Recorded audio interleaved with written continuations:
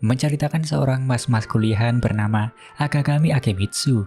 Seorang pemuda biasa-biasa saja yang dijauhi oleh teman-teman wanitanya karena punya bapak yang gemar mencicipi wanita-wanita dari berbagai belahan dunia. Saking parahnya, bahkan ada gosip yang menyebar jika berjarak 1 meter darinya, maka akan langsung dirodok menggunakan rudal balistik miliknya. Bertekad untuk memperbaiki nama keluarganya, Akemitsu berjuang mati-matian dengan belajar setiap hari sambil bekerja paruh waktu tanpa memikirkan nafsu duniawi, sampai dia berhasil menjadi pejabat suatu saat nanti. Namun ternyata di suatu malam, dia ditabrak oleh sebuah karung besar sampai membuatnya kesal, di mana ketika Akemitsu mau marah-marah, emosinya langsung hilang ketika dirinya melihat wajah cantik dari Aoba Yuzuki, seorang gadis yang nantinya akan mengubah hidup Akemitsu untuk selama-lamanya. Walau pertemuan itu cuma sekejap mata, namun wajah cantiknya terus terbayang sampai berhari-hari hingga membuat dia jadi gampang birahi dan melakukan berbagai macam nafsu duniawi.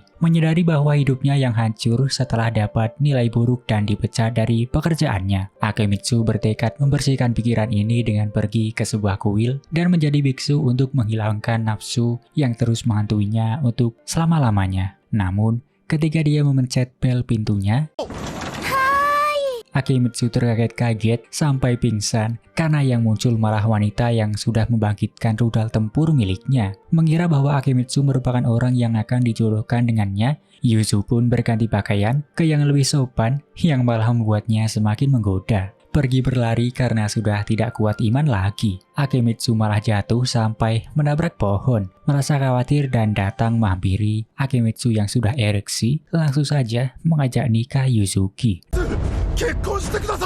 Duduk sambil minum teh untuk menenangkan suasana. Yuzuki yang masih mengira bahwa dia merupakan tunangannya, lanjut menanyakan hobi Akemitsu, di mana ini malah membuat si dia semakin birahi, sehingga agar roketnya bisa terkendali, Akemitsu pun pergi ke toilet. Belok ke sebuah sumur tua, ternyata di dalam sana terdapat seekor kucing yang terjebak, di mana ketika dia menolongnya, Akagami malah nyungsep ke dalam sumur. Sementara Yuzuki terkejut karena ternyata si Akagami bukan calon suaminya sebab tunangannya saat ini sedang duduk di samping Kiki. Terheran-heran siapa sebenarnya mas-mas ganteng tadi ketika si adiknya yang bernama Sukuyo pulang. Tiba-tiba saja Akagami yang sudah berdarah-darah kepalanya muncul untuk meminta tolong.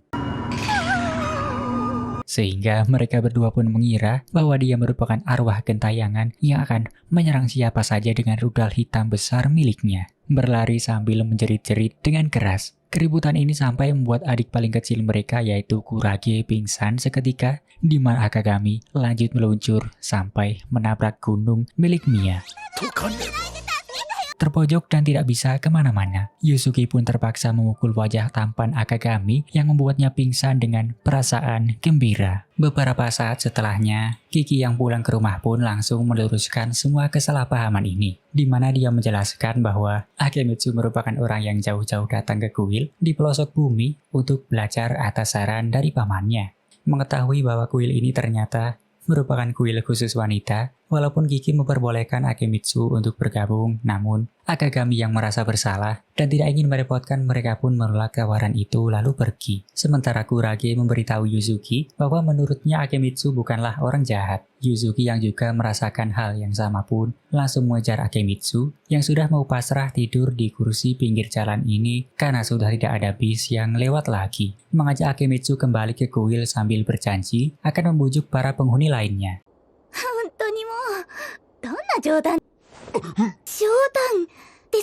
Ketika mereka berdua berkenalan, Yuzuki yang mendengar nama Akemitsu pun langsung kaget sebab ternyata bapaknya merupakan buronan kuil yang sudah membawa kabur sejumlah uang untuk menggoda para wanita-wanita di luar sana. Menyeret Akemitsu dan mendiskusikan cara apa yang harus dia lakukan untuk melunasi hutang-hutang bapaknya. Karena penghuni lain menyarankan untuk menjual ginjal dan rudal balistik milik Akemitsu, Yuzuki kemudian menyimpulkan bahwa Akemitsu harus membayar menggunakan tubuhnya, yang tentu bikin semua orang salah paham. Karena dikira dia akan dipaksa menggunakan rudal hitam sakti miliknya untuk memuaskan mereka semua. Sesaat setelahnya, walaupun Yuzuki sangat menyambut kedatangan Akagami, namun para penghuni lain masih sangat keberatan sehingga mereka pun akan melakukan segala cara demi mengusirnya. Walau sebenarnya Kiki tidak masalah dengan Akemitsu, namun biar seru, dia menyarankan kepada mereka taktik pembangkit birahi di mana yang akan berperan melakukan rencana ini adalah Sukuyo sebab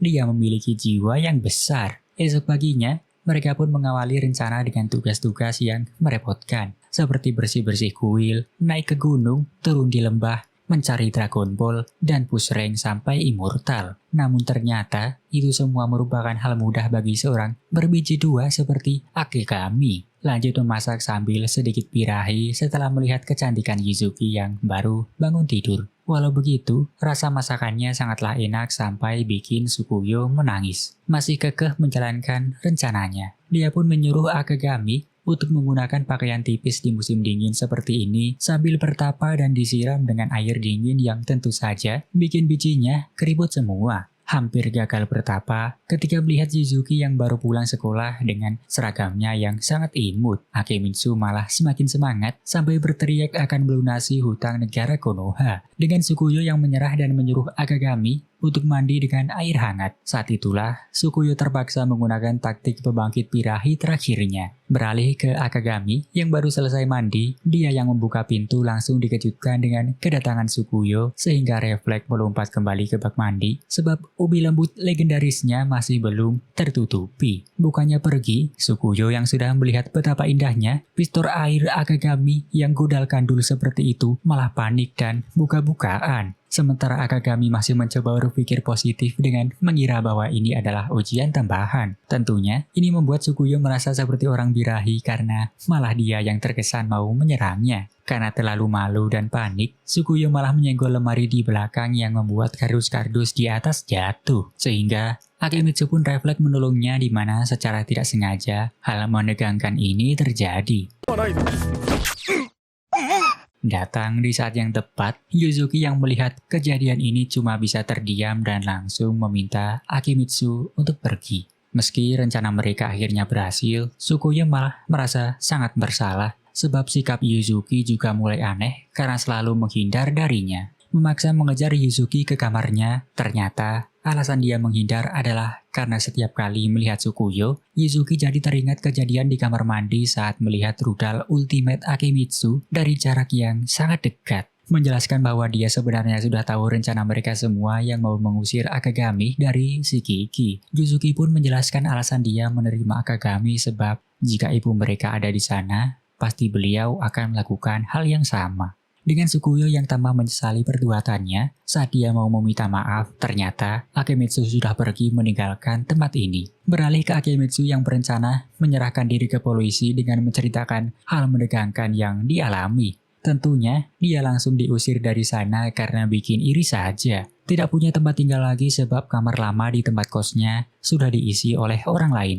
Akegami pun terpaksa menetap di bawah jembatan di dalam sebuah kardus karena sudah tidak punya uang lagi. Ketika sedang merenung sambil berpikir akan menjual ginjal atau rudal miliknya. Di tengah kegalauan itu, Yuzuki yang berhasil menemukannya langsung memarahi Akegami karena main pergi-pergi saja. Menasihati Akegami untuk lebih bergantung kepada yang lain karena masih kecil. Walau Yuzuki sebenarnya lebih muda, dia kemudian menjelaskan kesalahpahaman di kamar mandi sebab dia hanya menyuruh Akegami untuk pergi karena tidak tahan setelah melihat ubi lembut miliknya yang godal kandul seperti itu.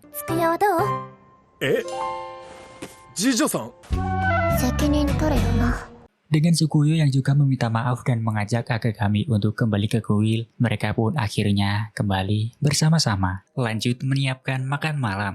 Kurage yang sedang membantu kemudian bercerita bahwa dia sangat merindukan sifat bodoh Yuzuki dan Sukuyo saat masih kecil, di mana karena Akegami lah hal itu bisa terwujud kembali. Merasa sangat senang dan berterima kasih kepada Akegami. Sebagai hadiah, dia malah membuat Akegami tidak sengaja membuka pintu kamar mandi sehingga terlihatlah pemandangan sangat indah ini. Selesai dihantam oleh mereka berdua.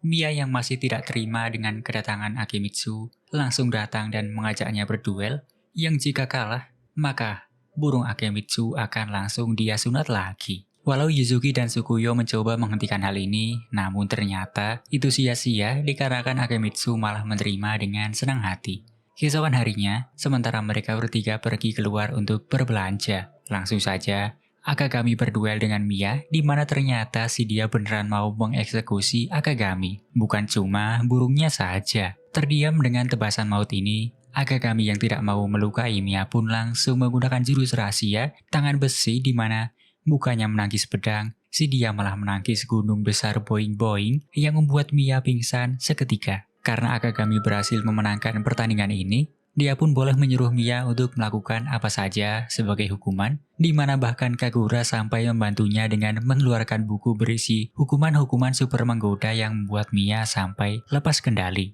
Lebih memilih meminjam buku ini untuk latihan menghilangkan birahi. Akagami yang menuju buku itu malah dikira menunjuk Mia untuk melakukan begitu-begitu, sehingga kesalahpahaman itu membuatnya langsung berlari karena malu beralih ke malam hari. Akagami yang tiba-tiba terbangun malah dibikin kaget oleh Mia yang tiba-tiba berada di atasnya, di mana ketika dia mau menikmati karena dikira mimpi.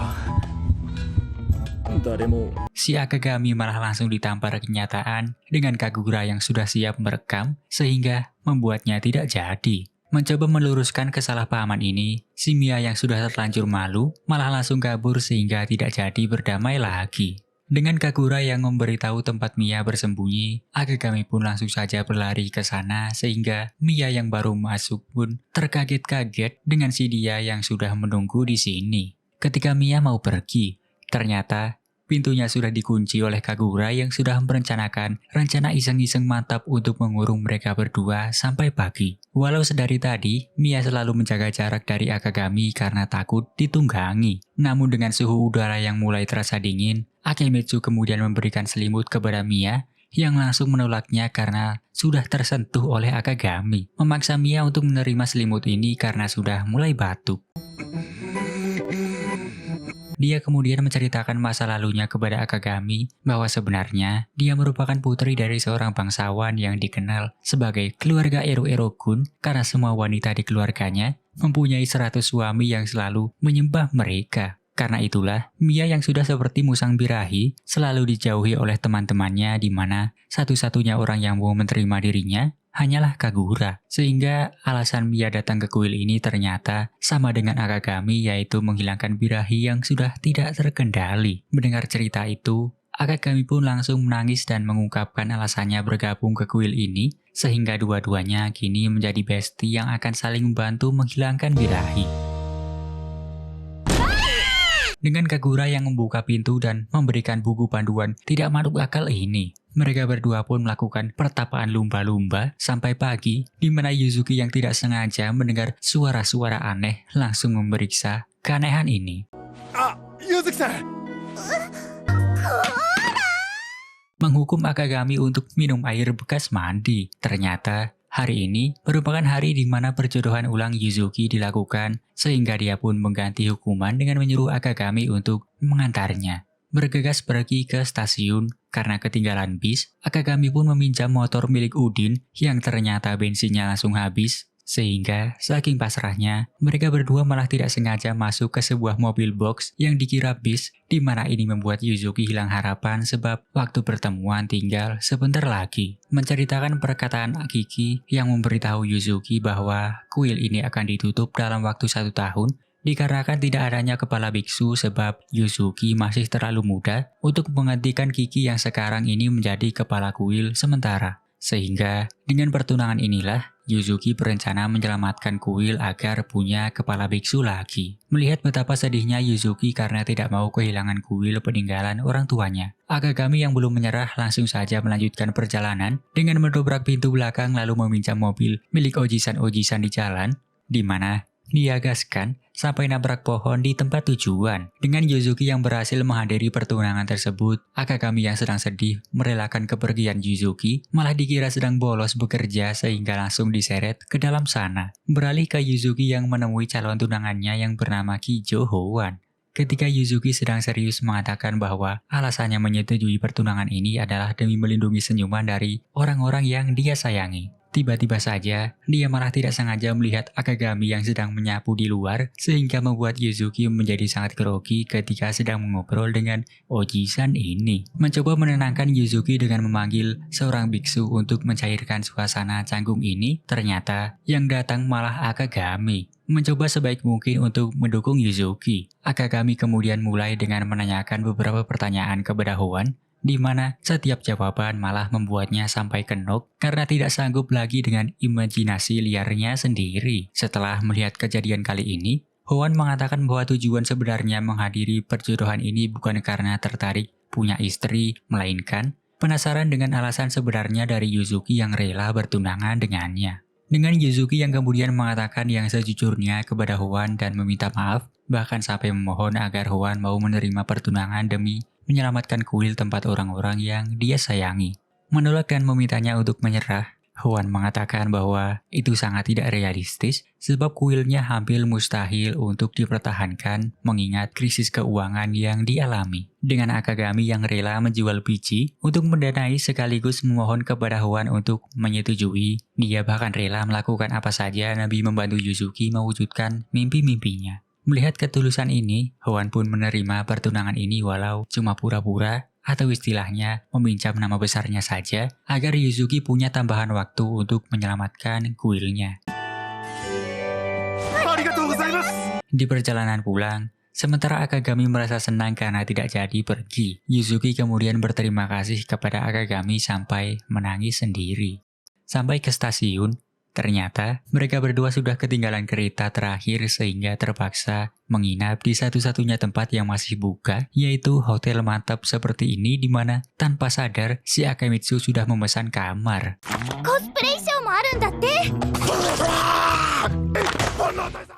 Saat ditinggal mandi, ternyata Yuzuki tidak sengaja menonton film anu-anu sehingga agar semua pikiran mantapnya tidak terlaksana, Akemitsu pun mengikat dirinya sendiri, pulang ke rumah seperti biasa setelah semua yang terjadi sebelumnya. Di perjalanan menuju ke sekolah, Yuzuki yang menceritakan semua yang terjadi kemarin, membuat Tsukuyo langsung mengingatkan agar hal ini jangan sampai tersebar. Melamun di kelas sambil membayangkan Yuzuki. Tiba-tiba saja, dua orang temannya yaitu Mana dan Yuki menghampiri lalu mengatakan bahwa Tsukuyo ketahuan ciuman dengan seseorang di bawah jembatan, yang ternyata di saat Tsukuyo sedang berbisik kepada Akagami di bawah jembatan sebelumnya, ada orang dari kejauhan yang mengira mereka berdua sedang begituan.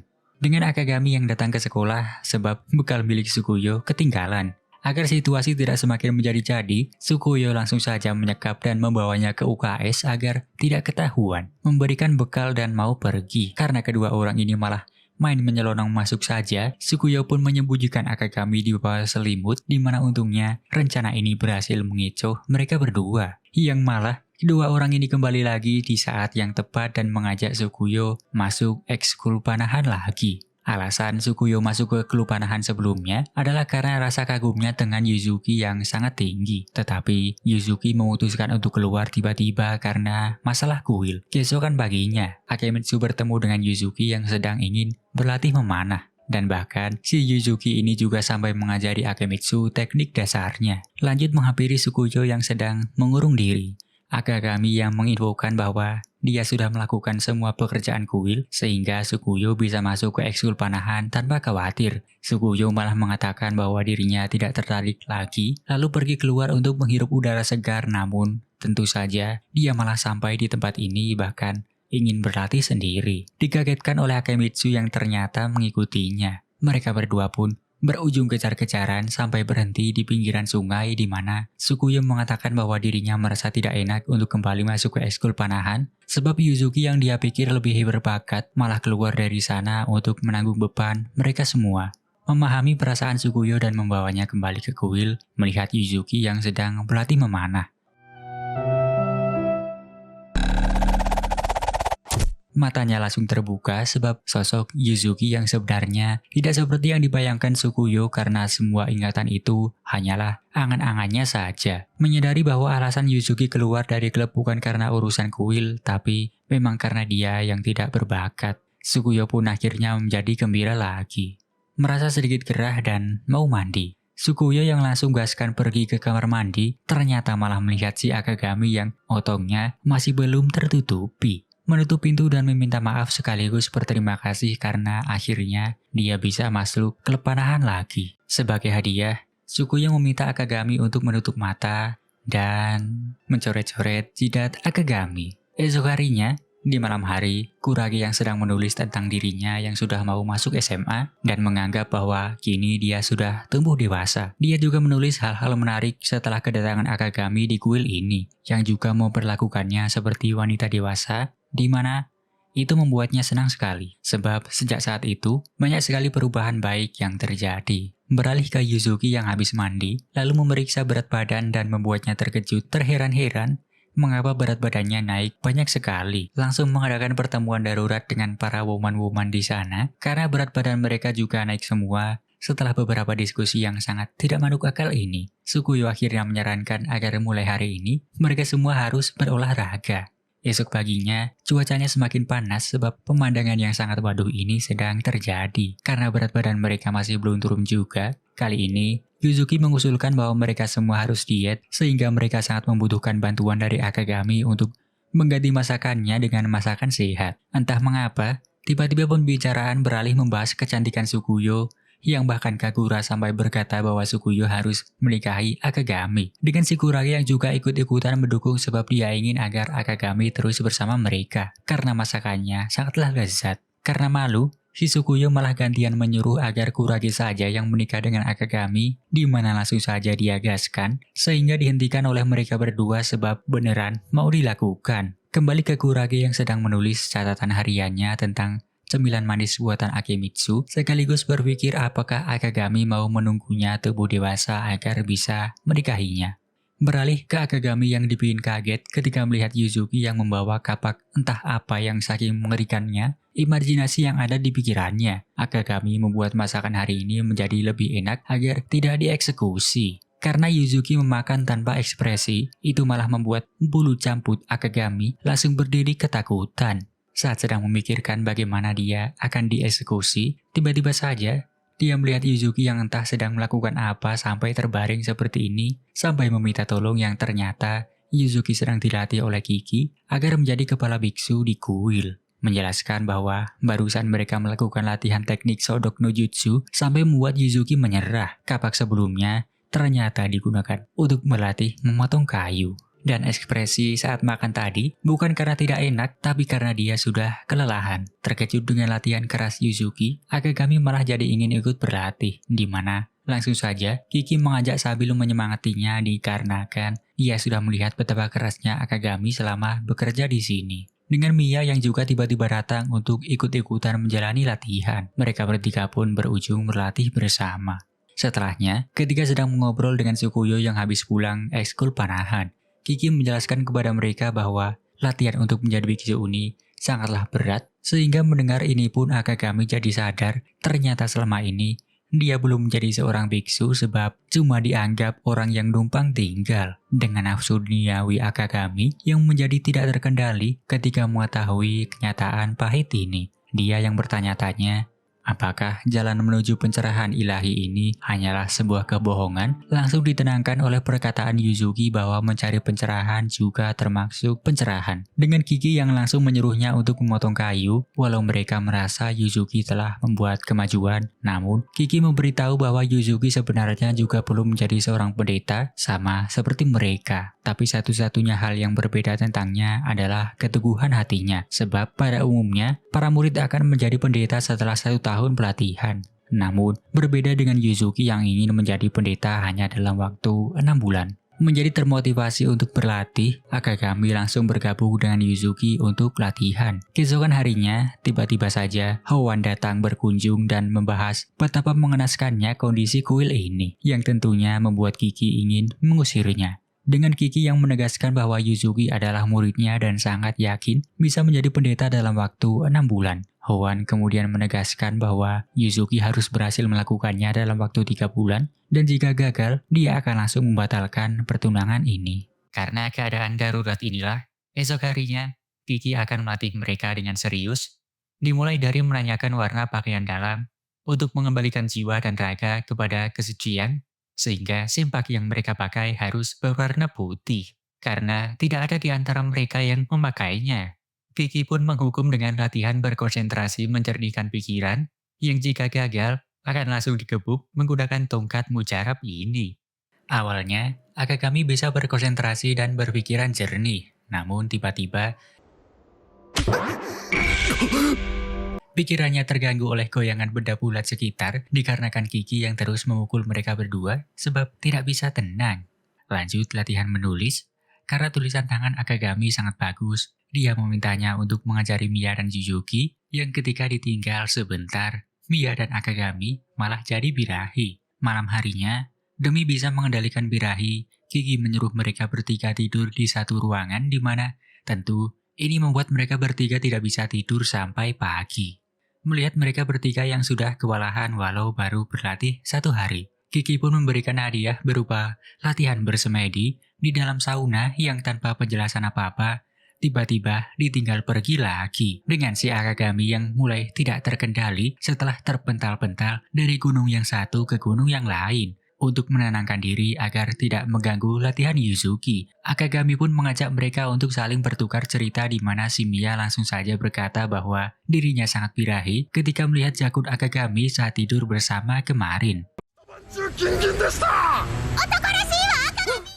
Yuzuki yang sedari tadi diam malah jadi malu sendiri, di mana tiba-tiba dia malah berkata bahwa mereka harus mencurahkan semua pikiran waduh saat ini juga agar bisa terlahir kembali. Dengan Mia dan Akagami yang langsung bertanya kepada Yuzuki tentang pemikiran nafsu duniawinya sebab mereka berdua sudah terlanjur mengatakan tadi. Yuzuki yang pikiran birahinya paling liar malah cuma diam dan berkata dia tidak merasakan apa-apa sebab akan sangat berbahaya sekali. Langsung melapor kepada Kiki bahwa latihan hari ini sudah selesai. Tiba-tiba saja, Kiki malah berkata jika ada yang mengaku tidak punya pikiran jongkok, sudah dipastikan merekalah yang paling ambatukam. Beberapa saat setelahnya, melihat perkembangan mereka, Kiki pun memberi hadiah libur mumpung sedang Natal. Walau yang lain senang, namun Akagami malah sedih sendiri mengingat masa lalu bapaknya yang selalu ribut dengan para kekasihnya ketika malam Natal tiba.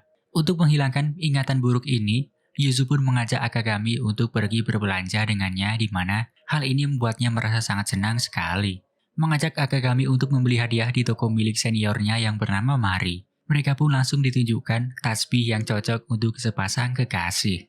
Sementara Yuzuki jadi malu sendiri sebab Mari berkata bahwa tidak biasanya Yuzuki terlihat gembira bahkan sampai berdandan seperti ini. Karena sudah tidak kuat lagi, dia pun membeli asal-asalan lalu pulang.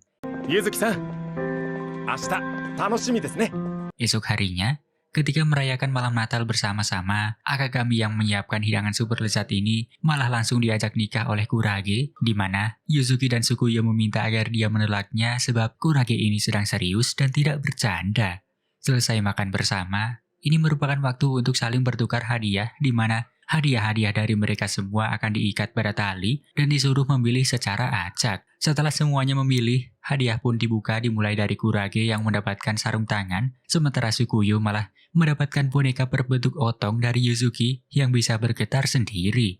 Beralih ke Yuzuki yang mendapatkan surat pendaftaran pernikahan dari Kurage yang salah sasaran karena seharusnya itu diberikan kepada Akagami. Karena Mia, Kagura, dan Akagami mendapat hadiah mereka sendiri, Kagura pun mau menukar hadiah dengan Akagami dengan memberi sebuah kaset berisi foto-foto waduh Mia. Ternyata itu cuma bercanda sebab hadiah utamanya adalah tiket pemandian air panas untuk mereka semua. Malam harinya ketika sedang berdoa, Yuzuki mengatakan setelah ditinggal orang tuanya, semua orang di sini tidak bisa sesenang sekarang di mana dia berterima kasih kepada Akagami. Saling bertukar hadiah, ternyata mereka malah saling memberikan tasbih yang diam-diam dibeli dari toko Mari, sehingga ini sudah seperti bertukar cincin dalam pernikahan. Dikagetkan dengan kedatangan Kiki yang memberitahu mereka tentang masalah upacara Tokyo Yuzuki sebab akan diadakan di kuil ini. Dan agar lolos tes kelayakan, Kiki akan mencoba membereskan masalah ini dan menyuruh mereka untuk bersantai di pemandian air panas. Sementara Kurage berusaha merebut melon Sukuyo agar Akagami tertarik dengannya.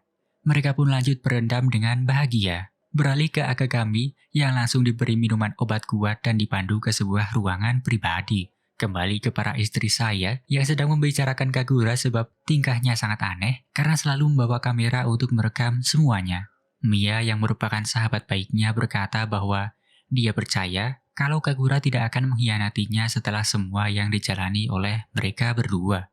Dengan Akagami yang tentunya juga mendengar pembicaraan ini sebab dia juga entah bagaimana bisa berada di dalam sana. Karena mereka tiba-tiba berkata akan memaafkan Akagami jika ketahuan mengintip karena pasti punya alasan yang kuat. Akagami yang merasa tersentuh pun langsung saja memberanikan diri untuk keluar sambil memberitahu mereka semua. Selesai mandi bersama, setelah yang lain pergi, Akagami tiba-tiba ditahan oleh Kagura yang tahu ubi legendarisnya masih birahi.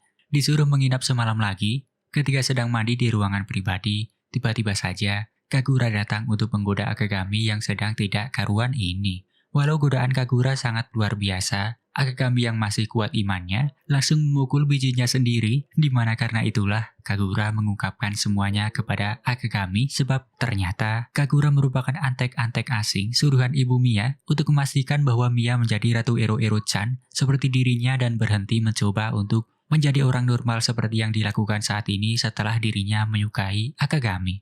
Dengan Mia yang menawarkan akan melunasi hutang Akagami dan bahkan merenovasi kuil asalkan dia mau pergi. 家からお逃げになった。 Beberapa hari setelahnya, sementara yang lain sedang makan sup miso bersama, Akagami yang menemani Kiki minum di luar sambil melihat bulan, berkata kepada Akagami bahwa membuat Yuzuki menjadi pewaris kuil ini cuma permulaan sebab mereka harus mencari tujuan sesungguhnya setelahnya. Bertanya apakah Akagami akan tetap berada di sini setelah Yuzuki berhasil mewarisi kuil sebab pasti dia akan sangat senang. Karena bahkan Kiki sendiri ingin membawa Akagami pulang untuk mewarisi kuil keluarganya untuk melayaninya. Beralih ke mereka semua yang sedang berdoa di kuil untuk menyambut datangnya tahun baru, walau semuanya terlihat gembira, namun Akagami masih terus memikirkan perkataan Kagura, di mana tiba-tiba Yuzuki yang berkata bahwa dia akan melindungi kuil tempat mereka bersama pun langsung membuat Akagami menjadi teringat dengan janjinya yang akan terus mendukung Yuzuki di sampingnya. Menemui Kagura dan menolak penawaran itu, Akagami berkata bahwa uang darinya hanya akan mengatasi masalah yang ada saat ini, dikarenakan dia sudah berjanji akan terus membantu Yuzuki apapun yang terjadi. Berkata bahwa dia juga tidak mau mengkhianati Mia yang sedang berjuang bersamanya. Mendengar ini, Kagura yang biasanya tenang, tiba-tiba marah mengapa mempedulikan Mia sebab dia menyukai Yuzuki. Merasa lega karena Kagura ternyata lebih mementingkan Mia daripada aturan keluarganya. Akagami berakhir ditendang bijinya. 何を勘違いしてるんだか。 Esok harinya, karena masih trauma setelah bijinya ditendang oleh Kagura, Mia yang menyadari hal ini pun langsung mencoba untuk mengakrabkan keduanya. Disuruh berduaan di gudang sampai pagi. Sambil buka-bukaan seperti ini, Kagura bertanya mengapa dia tidak memberitahu Mia tentang semuanya sebab jika dilakukan, mungkin Akagami tidak akan kesusahan seperti ini. Berkata bahwa dia juga ingin berteman dengan Kagura dan tidak ingin merusak hubungan mereka. Tiba-tiba saja, dia malah mendobrak pintu setelah terpikirkan menjodohkan Akagami dengan Mia lalu membawanya pulang bersama. Beralih ke Sukuyo yang mau dicium oleh Akagami yang ternyata itu cuma mimpi. Terbawa suasana sampai siang harinya, Kagura yang melihat kecemburuan Sukuyo setelah melihat kedekatan Akagami dengan Mia malah lanjut menunjukkan video olahraga mereka sehingga perasaan ini semakin menjadi-jadi. Lanjut menginterogasi Mia dan bertanya apakah dia menyukai Akagami. Walau menjawab tidak begitu menyukainya, ternyata jawaban Mia setelahnya malah sangat tidak masuk akal sampai membuat Kagura mengikatnya sebab si Mia ternyata sudah sangat tergila-gila dengan Akagami sampai menyebutnya pria tertampan di dunia seperti saya. Ketika Kagura berkata apakah Sukuyo cemburu dengan Mia, tiba-tiba saja si Akagami malah datang ke sana, mau memastikan dengan memperlihatkan video itu kepadanya. Ternyata kameranya malah berada di tangan Kurage yang ketika diputar, Kurage malah berkata bahwa ini merupakan permainan yang menyenangkan karena memang mereka cuma sedang berolahraga. Beralih ke sebuah pagi yang damai, Akagami tiba-tiba berteriak seperti Tuan Putri karena melihat beras yang sudah habis, mengajak mereka berdua untuk mengambil upeti tahunan. Walau mereka merasa senang setelah melihat wajah gembira Yuzuki, namun harapan itu langsung sirna setelah mereka berujung ditolak sana-sini. なんなんすかこれ。 Pergi ke tempat terakhir, Ternyata orangnya sangat baik dan bahkan sudah akrab dengan Yuzuki. Menceritakan kepada Akagami bahwa kelakuan pendoa memang sangat parah sekarang ini. Dia sendiri juga sedikit khawatir dengan nasib kuil setelah ditinggal oleh ibu Yuzuki. Berakhir mendapat beras sangat banyak dari wanita yang sangat baik hati ini. Ketika berjalan pulang, Akagami jadi teringat kembali pertemuan pertamanya dengan Yuzuki, sehingga membuatnya sangat berterima kasih dengan takdir yang sudah mempertemukan mereka. Esok harinya, mereka pun mulai mendiskusikan perbaikan kuil yang ternyata butuh uang sangat banyak. Walau Kiki dan Akagami sangat pesimis, namun ketika mendengar Yuzuki yang sangat yakin bahwa semua akan bisa mereka hadapi, membuat Akagami langsung melakukan berbagai macam cara untuk mendapatkan uang. Berhasil menemukan lowongan pekerjaan. Karena dia tidak punya nomor handphone, Akagami pun berencana meminjam telepon Yuzuki yang malah si dia sudah berpakaian seperti ini. Ketika dia berkata bahwa mau meminjam telepon untuk mendaftar kerja paruh waktu, Yuzuki malah melarang Akagami sebab dia sendiri yang akan mencari uang kali ini. Berkata bahwa dia tidak ingin merepotkan semua orang. Si Akagami yang dari tadi tidak fokus pikirannya malah membuat Yuzuki jadi malu sendiri sehingga dia pun menjelaskan bahwa pakaian ini dia pinjam dari temannya yang bekerja di cafe maid untuk dicoba, di mana dia malah kelelahan sampai ketiduran sebelum Akagami mengetuk pintu tadi. Mendengar Yuzuki yang berkata kelelahan, Akagami pun memaksa mau membantu, sehingga Yuzuki yang menentangnya adu kekuatan, yang jika Akagami berhasil membuatnya tertidur, maka Yuzuki akan memperbolehkan Akagami bekerja. Dengan teknik pijatan super miliknya, Yuzuki malah merasa sedikit bagaimana, di mana Shikuyo yang tidak sengaja mendengar suara mereka dari balik pintu sampai merinding sendiri. Karena Yuzuki masih keras kepala tidak mau meminjamkan ponselnya, Akagami pun mengajak Shikuyo untuk membantu dirinya besok, di mana itu malah membuat si dia salah paham dikira mau pergi berkencan. Disuruh mengantar ke toko ponsel terdekat, mereka berdua malah dikira pasangan sehingga ini membuat Shikuyo pergi keluar karena tidak tahan lagi. Di perjalanan pulang, Shikuyo yang menahan Akagami dan mau menyatakan perasaannya lagi-lagi tidak jadi dan berujung mengajak bertukar nomor telepon. Merasa senang karena ini pertama kalinya dia punya nomor telepon wanita cantik seperti dirinya. Akagami pun berterima kasih kepadanya.